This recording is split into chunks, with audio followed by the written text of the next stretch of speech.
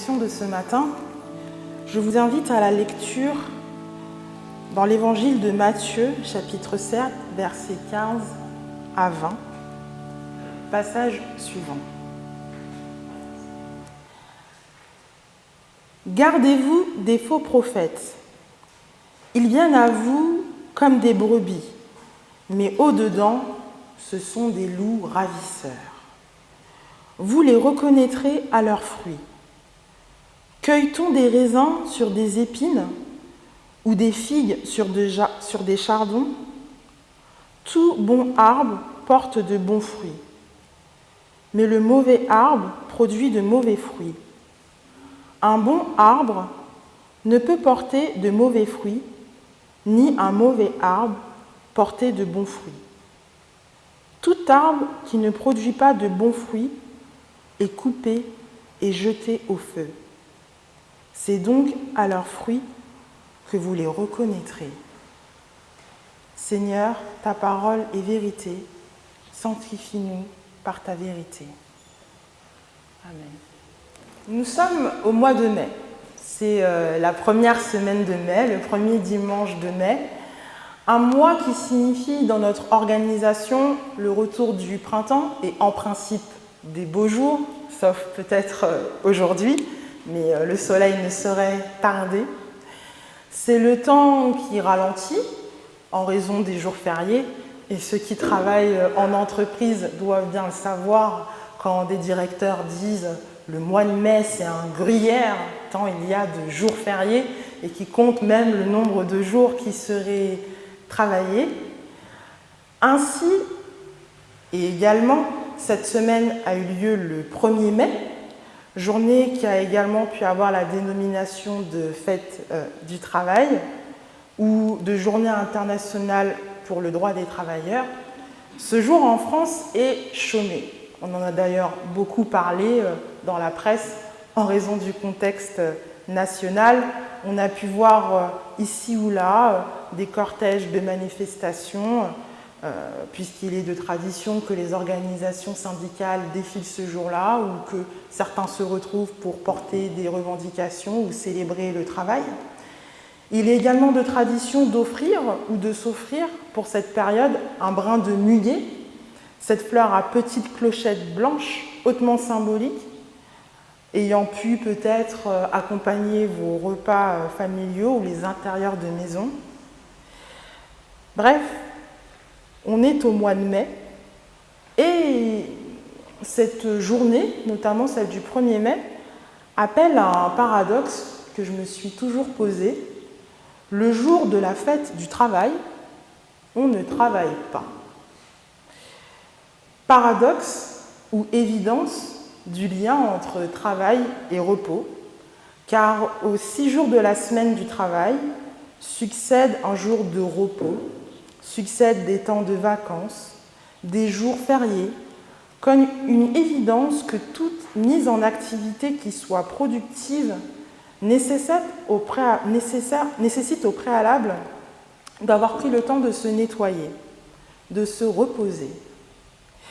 Car c'est bien à une mise en activité que ce texte nous invite. Une mise en activité qui doit produire de bons fruits. Autant que ce texte nous met en garde, on le verra plus tard, contre les faux prophètes. Sur la nécessité donc d'une mise en activité, le texte nous dit « Tout bon arbre produit de bons fruits, mais l'arbre mauvais produit de mauvais fruits. Cueille-t-on du raisin sur des épines ou des figues sur des chardons ?» Il s'agit donc d'un travail, d'une activité, je dirais, au sens large, puisqu'on est dans l'idée de la cueillette, le fait de porter du fruit. Davantage que le fait de travailler, il s'agit de faire quelque chose qui amène nécessairement à un résultat visible, le fruit. L'image du fruit est d'ailleurs souvent utilisée dans l'évangile de Matthieu. Au singulier, collectif ou au pluriel, le fruit désigne les actes concrets de l'homme, ou ses paroles, qui permet de discerner ou reconnaître l'authenticité de l'activité des prophètes. C'est ainsi que dans l'évangile de Matthieu, par exemple, voyant venir à son baptême beaucoup de pharisiens et de Sadducéens, il leur dit « Race de vipères, qui vous a appris à fuir la colère à venir? Produisez donc du fruit digne de la repentance et ne prétendez pas dire en vous-même « Nous avons Abraham pour père ». De même, en parlant du blasphème, toujours dans l'évangile de Matthieu, il indique que ou l'arbre est bon et que son fruit est bon, ou l'arbre est mauvais et son fruit est mauvais, car on connaît l'arbre par le fruit. Le terme fruit évoque non pas un don, mais une activité progressive de Dieu en nous. Les fruits de l'esprit mettent l'accent sur notre vie intérieure, qui se développe peu à peu et qui irrigue notre existence. On ne reçoit pas tout d'un coup un fruit comme si c'était un don achevé de Dieu. Au contraire, le fruit est le développement de la grâce de Dieu en nous. Et pour aller plus loin, on peut dire aussi que l'image du fruit a une forte connotation dans nos imaginaires. On ne parle pas de la graine ou d'un germe, mais du résultat visible, ce que l'on peut manger, le produit issu de la terre, un produit déjà constitué. Et dans le langage courant, il y a plein d'expressions qui font appel aux fruits.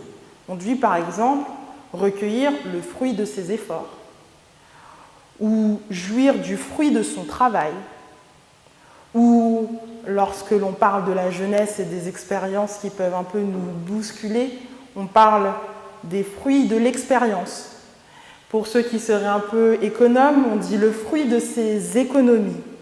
Bref, c'est une expression qui irrigue notre langage. Qui irrigue notre langage par quelque chose qui est un travail et qui donne un résultat visible, que l'on peut voir.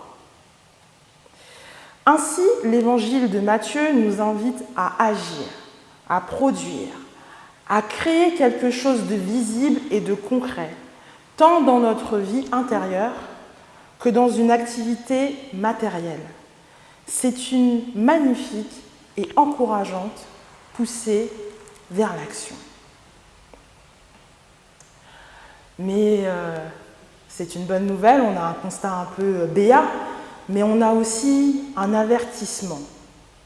Méfiez-vous des faux prophètes, une mise en garde.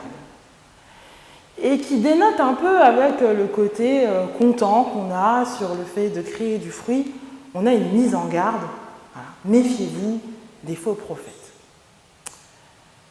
Alors, sur cette phrase, on peut s'attarder un peu. Parce que si le fruit est quelque chose de visible et bon, ce qui est mauvais ici, c'est le faux prophète. Sur les prophètes d'abord, il faut dire qu'ils sont les interprètes de la parole divine. Et c'est une parole qui peut porter sur le présent, mais également sur l'avenir. Dans l'Ancien Testament, on dit que Dieu se révèle à Moïse et aux prophètes. Dans le Nouveau Testament, on parle des prophètes comme faisant partie des personnes ayant reçu certains dons de la part de l'Esprit Saint après leur conversion à Jésus-Christ. Jean-Baptiste annonce la venue de Jésus, considéré comme le plus grand de tous les prophètes. Et Jésus lui-même, dont il est dit que la foule s'adressait lui, a lieu en tant que prophète.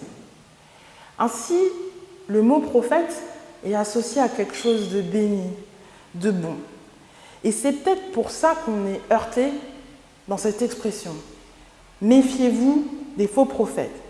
En effet, il y a quelque chose de profondément béni autour de la notion de prophète, de profondément digne. Comme si le mot prophète est en soi pur et inaliénable. Et c'est sans doute pour cela qu'on se sent heurté de la manière dont l'évangéliste nous alpague en indiquant « Gardez-vous des faux prophètes », puisque par cela, il associe dans notre esprit ce qui paraissait pur sous le sceau de ce qui est corruptible. En effet, dans le texte, on a une définition du faux prophète. C'est un hypocrite, puisqu'il vient sous des vêtements de brebis, et c'est un perturbateur, puisqu'on parle des loups ravisseurs. On a donc des éléments de comportement de dire ce qui permet de définir un faux prophète, car le résultat est le trouble. Et d'ailleurs, de nouveau, cela n'est pas nouveau dans l'évangile de Matthieu, qui dans son récit sur la fin du monde dira « Plusieurs faux prophètes s'élèveront et ils séduiront beaucoup de gens ». On a donc une association de ce qui est béni et ce qui paraît mauvais, et ça nous heurte cette association, gardez-vous des faux prophètes. Et puis on nous dit ce qui est un faux prophète. Un faux prophète, c'est un hypocrite, un perturbateur, qui à cause de cela est un mauvais arbre, donc porte des mauvais fruits. En revanche, on n'a aucune définition mentale de ce qui est bon. Ce qui est bon, c'est ce qui n'est pas un faux prophète. Ce qui est bon, c'est ce qui n'est ni hypocrite, ni une perturbation. Moi, j'avais un professeur qui me disait que lorsqu'on définit quelque chose par des négations, c'est qu'on n'est pas très sûr de ce que l'on veut dire en réalité. Alors, porter du fruit, c'est bien, et c'est être bon, mais qu'est-ce qu'être bon? Frères et sœurs, qu'est-ce qu'être bon? A priori, selon l'évangéliste, être bon, c'est porter du bon fruit. C'est donc nos actions qui nous définissent, c'est la nature de nos fruits. À première vue, ça peut sembler bienvenu, car l'acte est impactant. Pour reprendre mes exemples des fruits, comme un repas ou un crustacé, je vous disais un fruit, ça peut être un repas ou un crustacé, et bien, si le fruit est avarié, on ressent tout de suite le goût mauvais, on s'en rend compte tout de suite que ce n'est pas bon pour nous. On parle également souvent des preuves d'amour dans la vie quotidienne, les mots qui redisent les bons sentiments, les rituels, la manifestation d'une présence. C'est par les actes qu'on témoigne notre amour et donc qu'on manifeste quelque chose de bon. On invite à agir dans des associations, à créer du travail vertueux. C'est donc toutes ces actions qui produisent du bon. C'est l'acte qui définit ce qui est bon. Ça peut donner une définition qui est satisfaisante. Et en même temps, je trouve que cela aussi peut avoir quelque chose d'angoissant. Angoissant pour soi, parce que des fois, on peut être mauvais, faire des choses mauvaises, et pourtant être bon. Selon l'évangéliste, cela semble incompatible, mais dans la réalité, ça peut arriver. Et puis, il y a des gens mauvais qui peuvent faire des choses bonnes. On prend souvent l'exemple du pire criminel dans un procès, si vous avez déjà vu des images de procès, du pire criminel qui, avant la condamnation, avoue sa culpabilité, demande pardon. C'est bien dans un océan de malheur que quelqu'un qui est mauvais produit quelque chose de bon. Et même dans les images de guerre, de ce qu'on peut voir actuellement en Ukraine ou ailleurs, dans ce chaos, on peut voir des images d'espérance de quelqu'un qui porte en aide ou qui porte secours.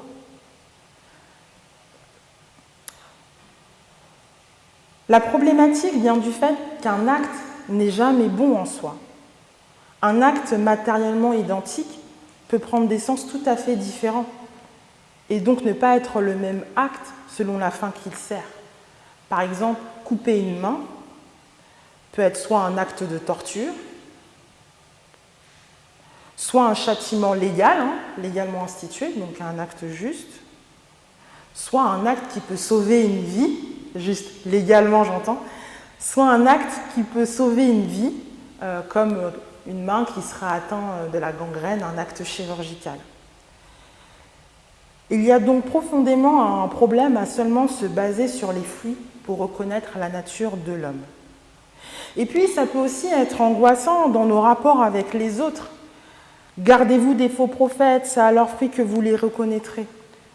Dans l'évangile de Matthieu, cela désigne un contexte politique, mais appliqué à nos jours, cela peut servir d'appui à des dérives parfois sectaires.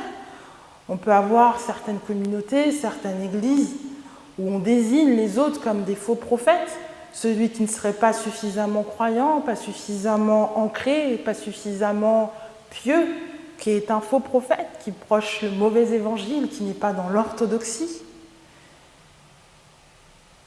Ainsi, sur la base du fruit, comme je disais, on ne peut pas avoir une définition qui nous satisfasse. Se baser sur nos actions est insuffisant.